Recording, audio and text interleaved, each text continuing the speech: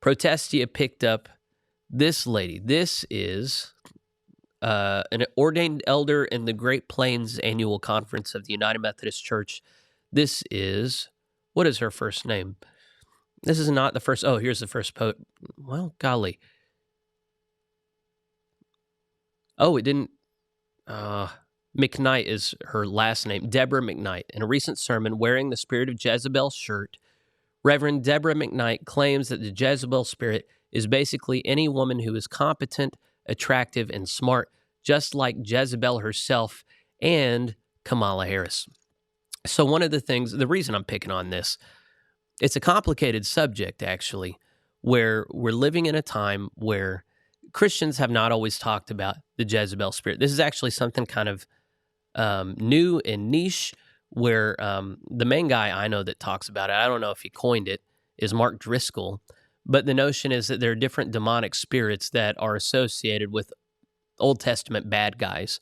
And the Jezebel spirit is one of particular concern because it, I think it would also be considered like the spirit of Lilith or the Whore of Babylon. There's a notion within some complementarian communities that men and women are different and they have different roles to play, and that women who refuse to understand this and insist on the man's role are guilty of the Jezebel spirit. So if you've read your Bible, you know that Jezebel was married to King Ahab in the north, and Ahab and Jezebel are both bad guys. And the prophet Elijah stands against them, and she threatens Elijah's life for that. Elijah, of course, has his standoff with the prophets of Baal and then defeats them all and then kills them all, and Jezebel threatens his life. And then Jezebel is also behind the plot to kill a man for his vineyard that Ahab wanted. She, according to the Bible, is a wicked, wicked woman. And yet, this pastor, Deborah McKnight, ordained in the United Methodist Church, is from the pulpit advocating for voting for Kamala Harris, which says something. And then also standing against the biblical witness against who the bad guys are, saying that Jezebel's a good guy. So it's a kind of controversial thing to step into. I am a complementarian. My wife and I have a complementarian marriage. We believe that there is a difference between men and women, and that there is joy to be found in life when men and women learn to work together as complementary, not competing entities. But even so, there are ways in which that belief can get kind of wonky. And you have this very formulaic approach from Driscoll and others saying that, the spirit of Jezebel is a certain way and that you can identify this. And there are ways in which I'm sure that can be helpful, but there are ways in which you can treat that a bit too seriously.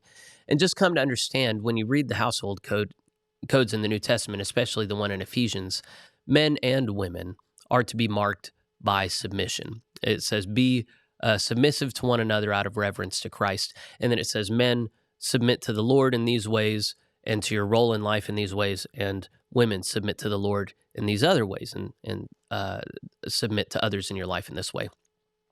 And I'm not bothered by this. My wife is not bothered by this. Some people are really bothered by this. Feminists for over 100 years have been very bothered by what's in the Bible. And because of that, you've seen a lot of women enter the clergy and not try to do what men have done and say, hey, we're the same, we can do exactly the same. They've entered in, and people can't help but notice that women are largely overrepresented in progressive groups that agitate for changes in historical theology in the church. This is not an all thing, this is a general thing, that women are overrepresented in progressive theology and changing the historic witness of the church. This is something that people in other tribes notice, and then they look at the GMC and they say, guys, you're playing with fire if you continue this forward. So in the midst of all this, you get to see the UMC hold on to women clergy, and now that they've jettisoned all the conservatives, what happens?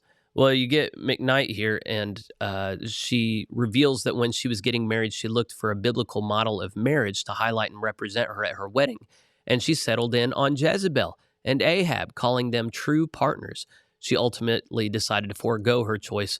However, she gets even more blasphemous. She praises all Jezebel's good qualities and defends and justifies her Asherah worship, saying she wasn't the only one in Israel practicing this faith, and in fact, she was bringing about an openness to religious diversity. So the reason I highlight this is my concern is that my tribe not go too far in any extreme. I think if we go in the feminist extreme, you open up the door to all kinds of revisionist readings of the Bible. And when you start to read the Bible as a patriarchal document written by men who wanted to conserve power and shame women, one of the things that she says in the sermon, I listen to snippets, is that men have always been threatened by women who are beautiful, intelligent, and capable. And that's what the Jezebel spirit really is. It's envious, insecure men that just can't stand to have a woman who is strong and intelligent and capable. And I think that that's propaganda. I think that there are plenty of women in the Bible like Deborah who are these things. Well, we don't know that she's beautiful, but that doesn't. What matters is whether or not a person is practicing submission and obedience to the Lord or not. That's what is the whole dividing line throughout the whole Bible. And there are men like Ahab who are rebellious, and there are women like Jezebel who are rebellious. And when you have people who are reading the Bible through a revisionist lens that is politically motivated in the moment to justify voting in the way that they want, then the church has ceased to be what it's called to be. And when we can't name that, and when you have entire churches like this lady's church, Urban Abbey, who just can't discern this, and I looked them up on Facebook. They're one of these churches that the first thing you see is they're going to gay pride parades and there's rainbows everywhere. It's a Looney Tunes church. They are not located in any kind of historical understanding of the Christian faith. They are what I've referred to at times as a blackface church. You know, they wear the garments and use the speak of a certain culture that then they're like making fun of and benefiting off the subjection of.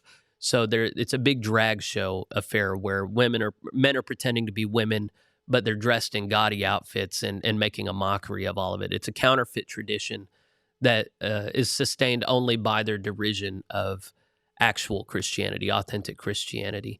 And so that's what she's doing.